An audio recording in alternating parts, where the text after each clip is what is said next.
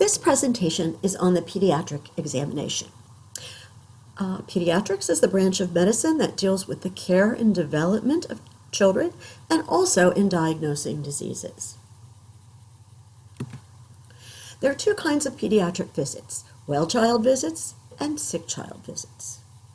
I'm going to do the sick child first. Obviously, that's when a child has signs and symptoms or a problem that needs to be addressed. So generally, the physician, focuses in on that and comes up with a diagnosis and a treatment.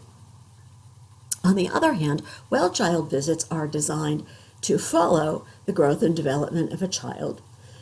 Here again, if there might be some abnormality that's very minor, or obviously the sooner it can get identified, often the better outcomes. So here again, it's a physical exam to look for these things.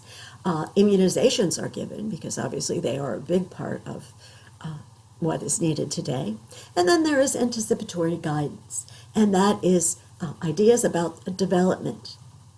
Here again, on the child's development, because this will assist in promoting the self-promoting well-being of the child. So topics like safety, because they're different for children, and safety is a big one. Nutrition, sleep, play, exercise, development, discipline. I know sleep has changed. When I had my children, it was that they were to sleep on their stomach, and I had one that hated that. Now they sleep on their backs as newborns. So here again, this is important to get this out to the new mother or parents. Generally, well visits are scheduled at 1 month, 2, 4, 6, then they skip to 9, 12, 15, 18, and 24 months, and then yearly thereafter. Obviously, when working with children, rapport is really important, because if you don't have the child's trust or confidence, they're going to be at odds, and what's going to happen is probably won't be as good a quality as it could be. So obviously some techniques depending on the age of the child, and we need to obviously approach the child at that level of understanding and for them, because otherwise then it could become scary and they'll become mistrustful. And we need to always remember too that a child, if they are ill or experiencing problems, may actually regress into actions that are appropriate for a younger age. So there's a table in your textbook, and I will expect you to know and understand that. Obviously, if you have questions, certainly don't hesitate to ask. 2 ways to carry an infant. Obviously, we need to be comfortable for them and us, and they need to be safe. So the cradle is obviously they're in your outstretched arm. I would use my left arm, and so that their head or neck area is basically resting, sort of I would call it the crook of my arm. And then I have my other hand on their bottom, underneath them. And then here again, it talks about thumb and fingers encircling perhaps their forearm, or actually maybe on to a foot or a leg if they're small enough. Here again, the head, shoulders, and back need to be supported. And like I said, the right arm under the buttocks, and it gives a little cradling area for the child. There's pictures in your textbook. And then upright, here again, in my opinion, like the child kind of sits on my left arm, and that's what the statement slips under the buttocks to support the weight. And then my right hand is on their back, and here again, up rather high so they don't sway back away from you. You spread out your fingers, and if they don't support their head very well, here again, you're going to push your hand up even higher and get some of those fingers behind there. And then they can rest their cheek or their chest on your shoulder. We will obviously be using these in our competencies. Growth measurements are really important for children, and basically they are monitors of how they're growing. It could show a growth abnormality, or it could show nutritional issues. So the weight, here again, for younger children, we've got the scales where they can do in the recumbent. They can do it lying down. Older children, we can do standing up. And like I said, this weight is important. Here again, checking on nutritional needs. Are they proper or are they excess? And then we need this in med dosages often as well. So we either do a length if they're younger, they're saying younger than 2, and here again you'll use your facility's cutoff point on that, and and what the child can do as well, because for height they're going to need to be able to stand up. So if we do the recumbent, they're lying down, and it's done from the vertex, that's the roundest, highest part of the head, to, with their legs straightened out, to the bottom of their heel. So they're in the supine position, they need to be stretched out. You'll see that here again, you've got a measuring device under them. You can look very quickly, put them at the 0, see where it extends, or sometimes they're sort of along the back, like a little part that sticks up from the table. Or, if another easy way is, if you have table paper, put a little mark where the vertex is, make sure they're all straightened out, get that foot bent up so that you get the bottom of their heel, give them to the person that brought them in and ask them to hang on to them, get out your tape measure and measure from spot to spot. And we said when older children can stand up, then we either have a little chart against the wall, or we've got like a measuring stick behind them. We can get them to stand up tall. Here again, we also do head and chest circumference, and that would be the head circumference is sort of done to keep the tape measure very straight, but generally just above the eyebrows. So in the newborn, it's about 12.5 to 15 inches, and generally we're going to see about a 4-inch increase in the first year. And here again, sometimes those screenings are done looking to decide about micro or macroencephaly. The chest circumference, here again, is measured. Sometimes, it's not always done routinely, sometimes it is though, but if there is lung or chest abnormality or heart abnormality, they will often do it. So at birth, generally, and this switches over to metric, which your metric you can see was 32 to 38 centimeters at birth, increasing by 10 with the first year. So this is saying that at birth, the head is usually, the circumference is about 2 centimeters larger than the chest. From 6 to 2, it's about the same, and then after 2 years, the chest should become larger than the head. You will fill out growth charts, and like I said, these are very important because they are used to look for and identify growth or nutritional abnormalities. These charts are developed by the National Centers for Health Statistics. They are available on cdc.gov. And here again, they are done at each well visit, so we're looking at this growth pattern. And generally, we're looking for a significant change, either a rapid increase or decrease. Now, it does compare it with other children the same age, although we don't really, that's not the purpose of it. The purpose is to watch the child's own development. Blood pressure is important as well. Generally, infants' blood pressure might be checked if they have issues, but it may become part of the routine checkup at age 3.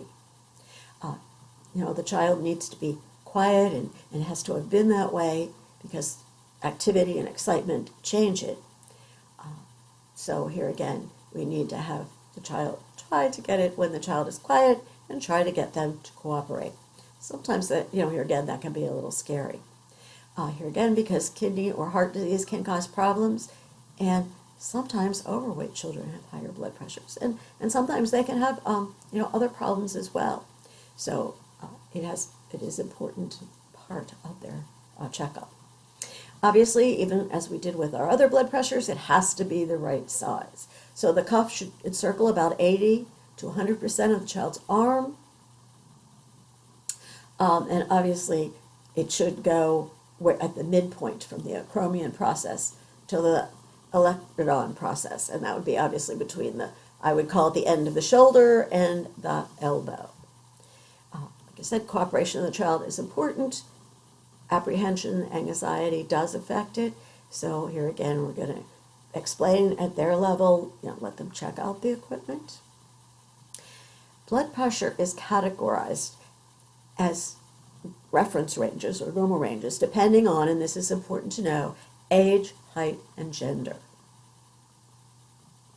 In this group that connects information here, here again, they do it on body sizes, and as with high blood pressure, well, as with the definition of hypertension, it has to be a collection of over a couple times, generally at least 3 readings, before it could be considered hypertension.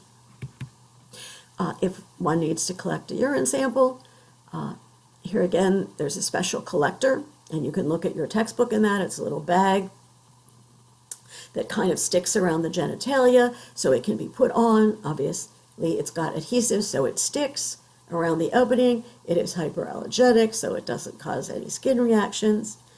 And here again, that way, the child cannot voluntarily collect a specimen.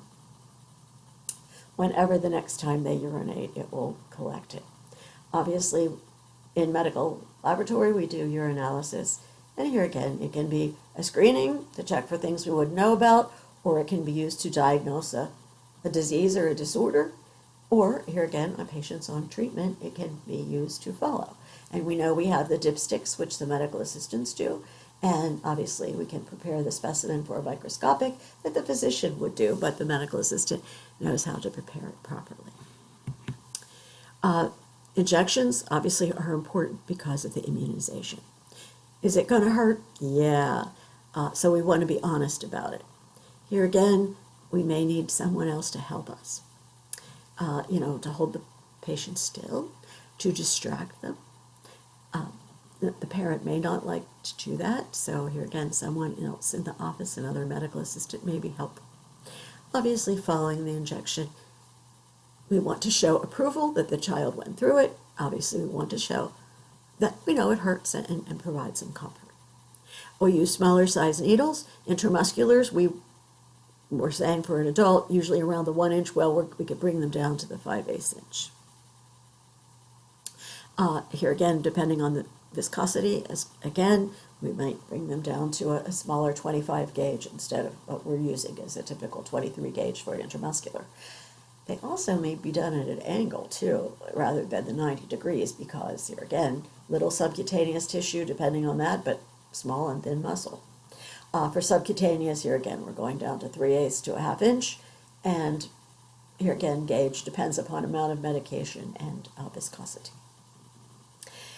The intramuscular injections in the infant, generally, for sure under 1, or definitely they have to be walking to use the one in the butt, the dorsogluteal. Otherwise, it's the one in the thigh, the outer part of the thigh, mid-lateral part, the anterior, meaning the front, and that muscle is the vastus lateralis. Immunizations, obviously, we're giving, as you studied in A&P, in this case pediatrics, the child a vaccine or a toxoid. That's the part that the body will identify and respond by creating an immune response.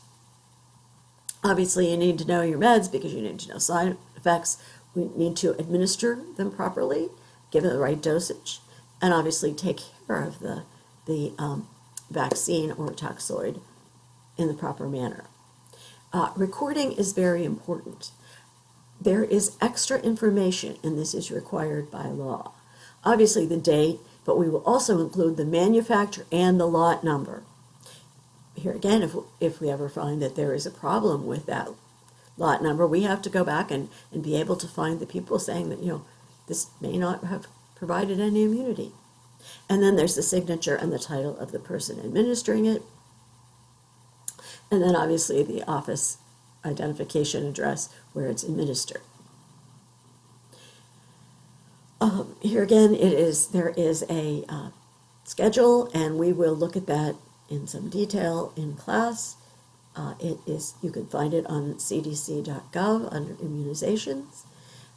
Here again, each visit, the parent, guardians are given this information. In fact, because of the National Childhood Vaccine Act, they are required to give them this vaccine information statements. Like I said, you can find those all on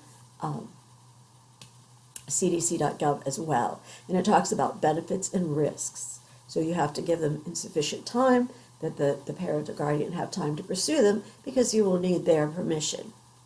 And then this must appear on the medical record. So you need the name and the publication date of each vaccine information statement. And obviously it would be put in the chart on the day that it was given. But that, along with like the manufacturer's name and lot number, are important information that have to be recorded as a part of, obviously, the immunization when it's given. There are newborn screening tests, and these are great because they show some metabolic and endocrine disorders that, especially the ones that if can get treated right away, it really can prevent physical and mental disabilities. So these are usually done from any day from 1 to 7 days after birth.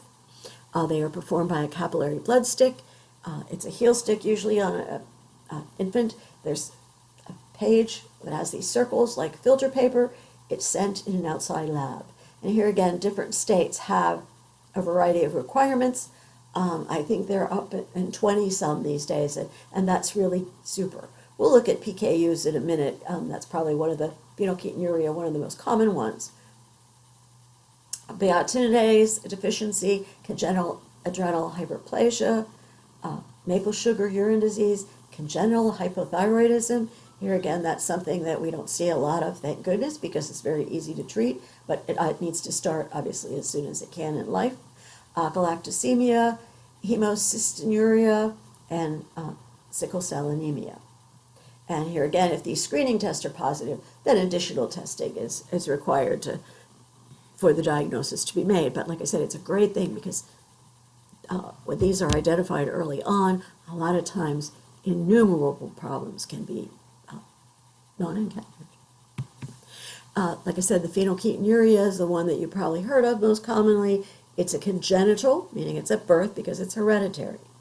These people lack the enzyme phenylalanine hydroxylase, so they cannot convert phenylalanine into tyrosine, so that, here again, the body can use it and get rid of it.